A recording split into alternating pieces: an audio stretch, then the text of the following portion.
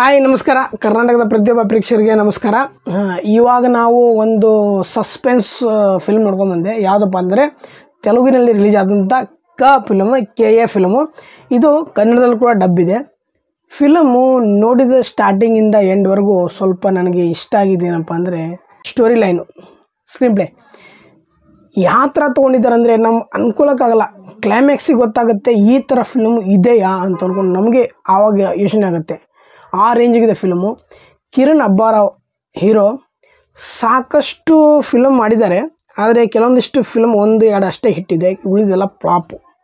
ಇದು ಒಂದು film hit ಆಯಿತು. ಏನೋ ನೋಡೋಣ ಅಂತಂದು ಆಲ್ಮೋಸ್ಟ್ ಕನ್ನಡದಲ್ಲಿ OTT ಬಂತು, ನೋಡಿದೆ. ಫಿಲಮ್ ಮಾತ್ರ ಸಖತ್ತಾಗಿದೆ ಗುರು. ಯಾಕಪ್ಪ ಅಂದರೆ ಈ ಥರ ಒಂದು ಫಿಲಮ್ ಸ್ಟೋರಿ ಲೈನು ಬೇರೆ ರೇಂಜಿಗಿದೆ. ಒಂದೇ ಸ್ಟೋರಿ ಬಂದ್ಬಿಟ್ಟು ಹೀರೋ ಕಿರಣ್ ಅಬ್ಬಾರಾವ್ ಅವರು ಒಬ್ಬರು ಏನಪ್ಪ ಅಂದರೆ ಅನಾಥರಿರ್ತಾರೆ. ಅಂದರೆ ಅವರು ತಂದೆ ತಾಯಿ ಇರಲ್ಲ. ಇವರು ಏನ್ಬಿಟ್ಟು ಯಾವುದೋ ಒಂದು ಊರಿಗೆ ಹೋಗಿರ್ತಾರೆ. ಆ ಊರಲ್ಲಿ ಮಧ್ಯಾಹ್ನ 3 ಗಂಟೆಗೆ ಕತ್ತಲಾಗ್ಬಿಡುತ್ತೆ. ನೆನೆಸ್ಕೊಳ್ಳೋಕೆ ಒಂಥರ ಆಗುತ್ತೆ. ನಮ್ಮ ಅಚ್ಯುತ್ ಕುಮಾರ್ ಅವರು ಕೂಡ ಆ್ಯಕ್ಟಿಂಗ್ ಬೇರೆ ಲೆವೆಲ್ ಇದೆ ಈ ಫಿಲಮಲ್ಲಿ. ಕ್ಲೈಮ್ಯಾಕ್ಸೇ ಬೇರೆ ಲೆವೆಲ್ ಇದೆ ಫಿಲಮು. ಯಾರೂ ಈ ಫಿಲಮ್ ಮಿಸ್ ಮಾಡೋಕೆ ಹೋಗಬೇಡಿ. ಕನ್ನಡದಲ್ಲಿ ಕೂಡ ಡಬ್ ಇದೆ.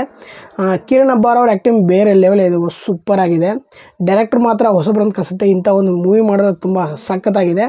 ಮತ್ತು ಕನ್ನಡ ಚಲನಚಿತ್ರ ಬೇರೆ ಚಲನಚಿತ್ರ ಬಗ್ಗೆ ರಿವ್ಯೂ ಮಾಡ್ತಿರ್ತೀನಿ. ದಯವಿಟ್ಟು ಚಾನಲ್ನ ಸಬ್ಸ್ಕ್ರೈಬ್ ಮಾಡಿ, ಕೂಡಲೇ ಬೆಲ್ ಐಕಾನ್ ಒತ್ತಿ. ಹಾಗೆ ನಿಮಗೇನು ಅನಿಸುತ್ತೋ ಕಾಮೆಂಟ್ ಬಾಕ್ಸಲ್ಲಿ ಕಾಮೆಂಟ್ ಕೂಡ ಮಾಡಿ. ಜೈ ಹಿಂದ್, ಜೈ ಕರ್ನಾಟಕ, ಮತ್ತು ನಮಸ್ಕಾರ.